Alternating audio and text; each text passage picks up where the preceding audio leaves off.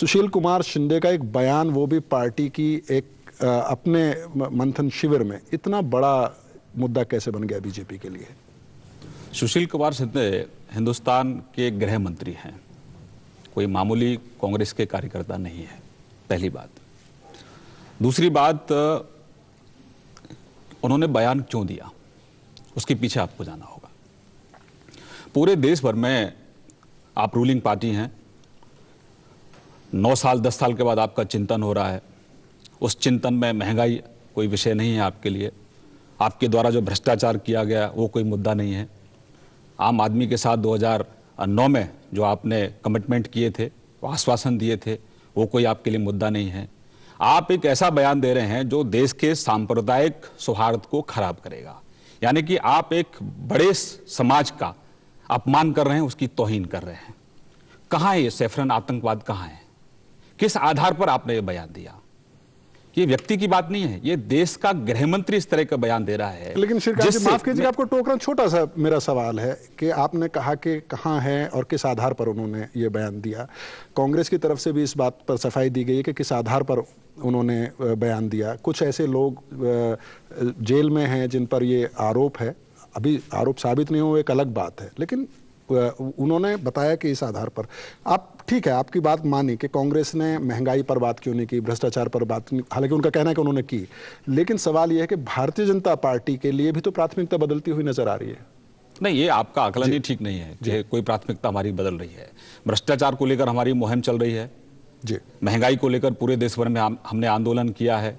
और अब जब एक ऐसे सेंसिटिव इशू पर आप कमेंट कर रहे हैं और देश का गृह मंत्री बोल रहा है, दुनिया के अंदर पाकिस्तान को अलग थलग किया हुआ है, पाकिस्तान एक डिस्टर्ब कंट्री है, आपके बयान से जो सीमा के पार जो आतंकवादी हैं उनका मनोबल बढ़ रहा है। एलओसी पर हमारे जवानों के सिर काटे जा रहे हैं, और देश का गृह मंत्री जहां आपको अंतर्राष्ट्रीय स्तर पर पाकिस्तान को अलग थलग करना चाहिए, वहां आप एक ऐसा बयान दे रहे हैं जिस बयान की वजह से बहुत संक्षिप्त में, क्योंकि कार्यक्रम का समय सीमित रहेगा, बाकी मेहमानों से बात करेंगे, बहुत संक्षिप्त में कि जो हमने शुरू में कहा कि 2014 में क्या भारतीय जनता पार्टी को आरएसएस से ये सलाह दी गई है और पार्टी ने क्या ये सलाह मानी है कि हिंदुत्व के मुद्दे पर चुनाव लड़ना है? देखिए, हिंदुत्व को परिभाषित सुप्रीम कोर्ट ने किया है, शायद आप उससे अलग हटकर उसको परिभाषा। राम मंदिर की अगर मैं बात करूं, नहीं, मंदिर, करोड़ों लोगों की आस्था है कि अयोध्या के अंदर भगवान राम का मंदिर बने जी, और हमारा स्टैंड था, हमारा एक सेकंड हमारा स्टैंड था कि अयोध्या में भगवान राम पैदा हुए थे, और कोर्ट ने भी हमारे स्टैंड को विंडिकेट किया है जी। शेखर अय्यर जी, जो सवाल मैंने श्रीकांत जी से किया, क्या आपका तजुर्बा क्या कहता है कि क्या भारतीय जनता पार्टी में ये सीरियस मंथन चल रहा है कि एक बार फिर हिंदुत्व की तरफ लौटा जाए, राम मंदिर की तरफ लौटा जाए? क्या इन खबरों में कोई तथ्य है? देखिए, मुझे नहीं लगता ये कि ये कोई चुनाव एक इश्यू पे लड़ेंगे, वो नहीं चाहेंगे। ये मुझे लगता है ये मल्टी फोकस रहेगा, यानी कई मुद्दे पर रहेगा, और ये वाला मुद्दा जो है ये तो कांग्रेस ने बीजेपी के हाथ में दिया है जी, क्योंकि और ऐसे अगर हाथ में कोई इश्यू आ जाए, मुझे नहीं लगता बीजेपी उसका जिस तरह ओरिएंटेशन है इस मुद्दे को, उस पर चुप रह सकते हैं जी। और ये मामला शिंदे की तरफ से हुआ है जी। अब बात यह है कि आज जो बॉयकॉट की बात है, अगर शिंदे अपॉलॉजी दे देंगे या एक बयान दे देंगे, भाई हमने ये नहीं कहा, ये कहा, ये जो भी है, क्योंकि अभी तक शिंदे की तरफ से कोई स्पष्टीकरण नहीं आया है जी। बस जितना आर्ग्यूमेंट्स दिए गए हैं कि भाई अखबारों में जो रिपोर्ट्स आ रहे हैं होम मिनिस्ट्री सोर्सेस को कोट करके कि कुछ लोग जो पकड़े गए, कुछ ये जो समझौता और मक्का जो ब्लास्ट में, उन लोगों को तालीम कहीं ना कहीं इनके दफ्तरों में हुए। लेकिन जो शिंदे की जो बयान है, जिसको लेकर कांग्रेस की तरफ से भी थोड़ा सा ये किया गया, लेकिन कोई स्पष्ट ये नहीं हुआ है, तो मामला मुझे लगता है कि सेशन से पहले एक गर्मा की मामला है।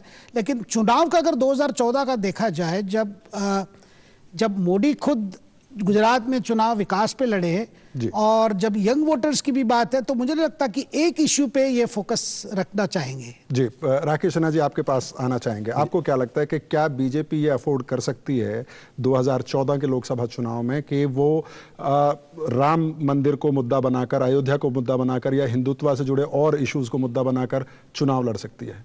देखिए, पहले उस पर आने से पहले मैं सिर्फ एक टिप्पणी करना चाहूँगा। जी। सिंधे साहब ने जो बयान दिया वो अप्रमाणिक बातों को लेकर, जो बातें अभी कोर्ट में सब जुडिस हैं, एक भी फैसला आज तक नहीं हुआ है जिसमें कोई एक हिंदू आतंकवादी सिद्ध हुआ है। और आतंकवाद एक अंतर्राष्ट्रीय फिनोमेना है। उसको एक छोटे स्तर पर किसी पूरे इतनी बड़ी समुदाय को जो सभ्यता और संस्कृति से जुड़ी हुई है उसको आप आतंकवाद से जोड़ते हैं तो एक बहुत ही गंभीर मामला है।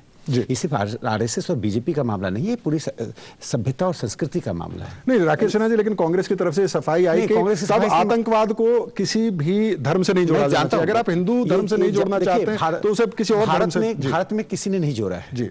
जो इस्लामिक आतंकवाद या जिहादी आतंकवाद की बात है वो पश्चिम से आया है और पश्चिम के देश ने जोड़ा है, और भारत में उस फ्रेज को मीडिया ने यूज किया, इंटेलिजेंसिया ने यूज किया।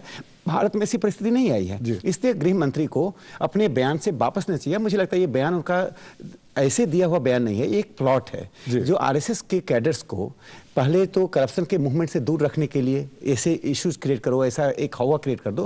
लेकिन मैं कहता हूँ काठ की हांडी चढ़े दो बार। अब दूसरी बार वो चाहेंगे 2014 से डाइवर्ट करना नहीं हो पाएगा। जहां तक आप एजेंडे की बात कर रहे हैं, देखिए भगवान राम या उनका मंदिर इलेक्शन में रेफरेंडम का मुद्दा नहीं है, ये भारतीय जनता पार्टी मानती है। आस्था का प्रश्न भारतीय जनता पार्टी और संघ दोनों मानता है कि भव्य मंदिर बनना चाहिए। इसलिए सरसंघचालक मोहन भागवत जी ने कहा था जब कोर्ट का डिसीजन आया था, ना किसी की जीत हुई ना किसी की हार हुई। इसका साफ तात्पर्य है कि कहीं ना कहीं एमिकेबल सॉल्यूशन होना चाहिए। मंदिर तो बन चुका है। लेकिन राकेश जी, जो मेरा जो सवाल था स्पेसिफिक वो ये था कि क्या भारतीय जनता पार्टी आज की तारीख में ये अफोर्ड कर सकती है, क्योंकि गुजरात में भी अंततः नरेंद्र मोदी गुड गवर्नेंस के और विकास की बात करते हैं। हालांकि उस पर बहस हुई, उनके विकास पर सवाल उठे, वो अलग मसला है। लेकिन क्या 2014 में भारतीय जनता पार्टी अफोर्ड कर सकती है कि वो राम मंदिर जैसे इमोशनल इशू पर चुनाव लड़े? आपने बहुत महत्वपूर्ण प्रश्न उठाया है। देखिए, ये जो मुद्दा है इस चुनाव में, यह डिसीजन लेना पड़ेगा कि भारतीय जनता पार्टी का यदि अलग मैनिफेस्टो आता है, एनडीए होते हुए यदि पार्टियां अलग मैनिफेस्टो लाती है तो निश्चित रूप से राम जन्मभूमि का उल्लेख होगा। यदि 96 के बाद लगातार एनडीए का मैनिफेस्टो आया, यदि एनडीए का मैनिफेस्टो आता है तो कॉमन मिनिमम प्रोग्राम बनेगा। और आज की परिस्थिति में देखिए, कल्चरल नेशनलिज्म से या भगवान राम के मंदिर से विकास का कोई विरोधाभास नहीं है। लेकिन चूंकि एलाइज में जो सेकुलरिस्ट पॉलिटिक्स है उसमें भगवान राम का मंदिर बनना सांप्रदायिकता माना जाता है, यूनिफॉर्म सिविल कोड सांप्रदायिकता माना जाता है। पूरे विश्व में यूनिफॉर्म सिविल कोड की बात कुल मिला के बहुत आसान नहीं होगा। मुझे लगता है जो इस चुनाव जो होगा ये एंटी एस्टेब्लिशमेंट फैक्टर में जो करप्शन, ब्लैक मनी और मिस गवर्नेंस, इंटरनल सिक्योरिटी, ये चार मुद्दे भी हिंदुत्व के मुद्दे हैं। ये कोई हिंदुत्व से बाहर के मुद्दे नहीं है। इन चार मुद्दों पर ही मुख्यतः चुनाव होगा और मुझे लगता है ये चार मुद्दों को ही सामने रखना चाहिए। जी श्रीकांत जी, हालांकि शेखर अय्यर जी कहते हैं कि कई मुद्दे होंगे, लेकिन जिस तरह से सुशील कुमार शिंदे के बयान की बात करें, जिस तरह की खबरें लगातार आ रही हैं कि आरएसएस के पदाधिकारियों के साथ बैठक हुई है भारतीय जनता पार्टी के शीर्ष नेताओं की, क्या आप ये कह सकते हैं कि हिंदुत्व कोई मुद्दा नहीं होगा, विकास होगा, बाकी जो मुद्दे हैं वो होंगे आने वाले वक्त में? देखिए, आने वाला चुनाव कांग्रेस का 10 साल का कुशासन और भाजपा शासित राज्यों का सुशासन, इस मुद्दे पर चुनाव होगा कि कांग्रेस पार्टी ने 10 साल में सिर्फ कुशासन के अलावा कुछ नहीं किया। कांग्रेस पार्टी हर मोर्चे पर विफल है। आर्थिक स्थिति देश की खराब हुई, आंतरिक सुरक्षा, बाहरी सुरक्षा, मतलब पूरी तरह से महंगाई, यानी कि इंफ्रास्ट्रक्चर। कांग्रेस पार्टी को जिस उम्मीद के साथ लोगों ने वोट दिया था, कांग्रेस पार्टी उस उम्मीद पर खरी नहीं है। 2009 में जो कमिटमेंट इन लोगों ने किए थे कि 100 दिन के अंदर महंगाई कम करेंगे, भ्रष्टाचार को कम करेंगे, ब्लैक मनी को वापस लेकर आएंगे, ये सब अपने मुद्दों से मुकर रहे हैं। तो इसलिए आने वाला जो समय रहेगा, आने वाला चुनाव, यूपीए का कुशासन, भाजपा शासित राज्यों का सुशासन। आप देखिए, केंद्र सरकार की विकास दर कहां पर है, भाजपा शासित राज्यों के साथ उसकी तुलना करिए। केंद्र की कृषि विकास दर 3 पॉइंट से आगे नहीं बढ़ पा रही है और हमारे मध्य प्रदेश में 18.50 है, गुजरात में 11% है, छत्तीसगढ़ में 10% से ऊपर है। तो ये बेसिक मुद्दे हैं।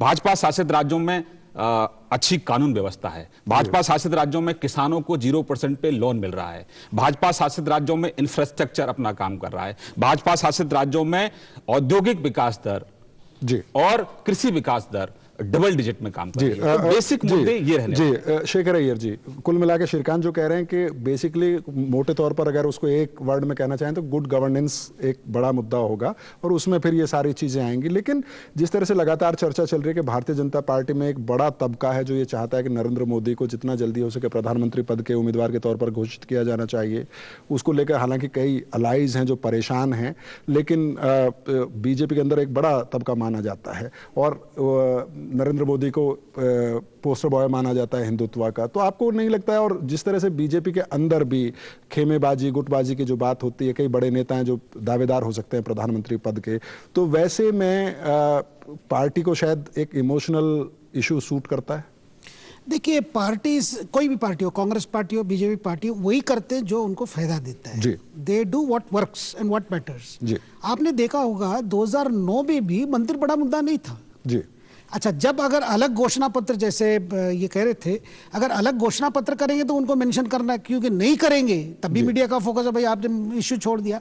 और दूसरी बात जो है, जो बैठक को लेकर जो इतना चर्चा हुआ है, ये इनकी एनुअल एक्सरसाइज है जी। तो कई इश्यूज जो हैं जिस पर लगातार आरएसएस और उनके जो एफिलिएट यूनिट्स हैं वो हमेशा उनका कार्यक्रम चलता है, जैसा गो रक्षा, आपके ग्राम स्वराज, इनका अपना कार्यक्रम है, साथ साथ ये भी है बाकी लेकिन शायद लेकिन उसमें वो तोलते भी होंगे कि कौन सा मुद्दा। देखिए, आज अगर जिस तरह बीजेपी की जो पोजीशनिंग है और विकास को लेकर, करप्शन इश्यू लेकर, उसमें मुझे नहीं लगता खुद वो मंदिर इश्यू या हिंदुत्व इश्यू को अपने आप को हाईजैक करने नहीं देंगे जी। क्योंकि बड़ा प्रैक्टिकल, क्योंकि जब मोदी को, जब जैसे आप बात कर रहे हैं, जब मोदी की गवर्नेंस एक फॉर्मूला है, एक मॉडल है सामने, उस समय ये करके क्यों डाइल्यूट करेंगे? जब क्योंकि जब देखिए, हिंदुत्व के लिए अलग से इनको करने की जरूरत नहीं है। जब मोदी जैसा नेता को आगे करेंगे, उसमें ही हिंदुत्व का ये उसमें जुड़ा हुआ है जी।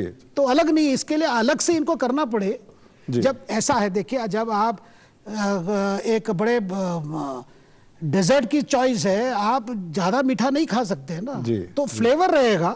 लेकिन मुझे लगता है ये अपने आप को इस तरह, क्योंकि आपने देखा होगा 2009 में एक बड़ा इनके लिए प्रॉब्लम हुआ, जब भड़काऊ भाषण को लेकर, जो वरुण गांधी के भाषण लेकर जब बीच में उनका प्रॉब्लम हो गया था। मुझे नहीं लगता इस बार इस तरह ये कोई हाईजैक होने देंगे, सारा इश्यूज रखेंगे और लेकिन फ्लेवर जहां जरूरत है वहां वो फ्लेवर भी रहेगा। तो कुल मिलाकर आप कह रहे हैं कि गठबंधन की राजनीति का जो दौर है और अभी जो राजनीतिक हालात हैं उसमें शायद ऐसा नहीं करेंगे। इस चर्चा को आगे भी जारी रखेंगे, लेकिन छोटे से ब्रेक के बाद।